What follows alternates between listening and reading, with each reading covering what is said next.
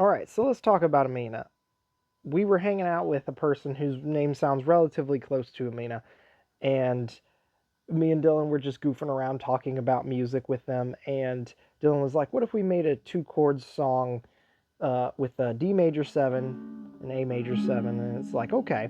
So he started goofing around and started singing some lyrics. It was kind of like the first verse in its lyrics, and I remember that night ended, and he had sent me a text message with like the full song and all the lyrics and everything, and and I was like, okay, cool, cool. And so it was just the whole song front to back with the two chords, and it was like, this is a banger. You know you didn't have to go so soon. And I was like, okay, well let's add some sort of intro to give it a little bit more kick.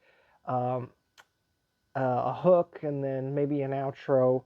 And so later on, I think I had come up with the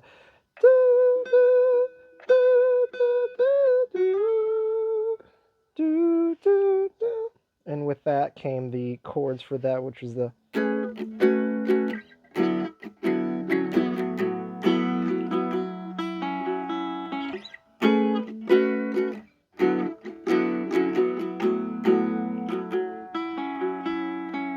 and of course the intro with the extended.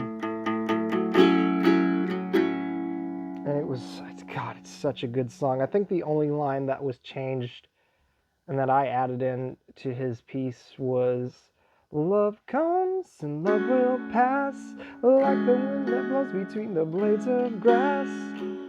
Guess our love wasn't meant to last, Amina." Ooh.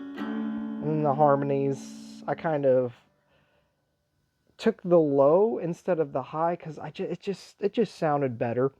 It just sounded better, and every time we've ever sang it live, I've always taken the lower, and he takes the high because it's just in his register it sounds very powerful.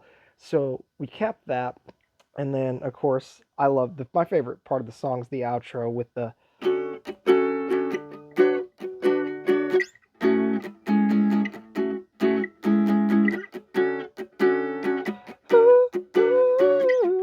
the culmination of everything.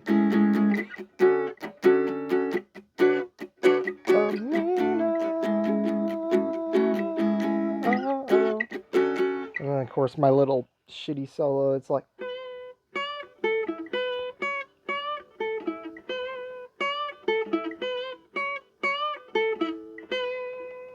it's a great song. Amina, the first version that I recorded, and then Dylan's the second version, Dylan's version. Both of them fantastic songs. I do not regret a single second recording those. You know what I mean?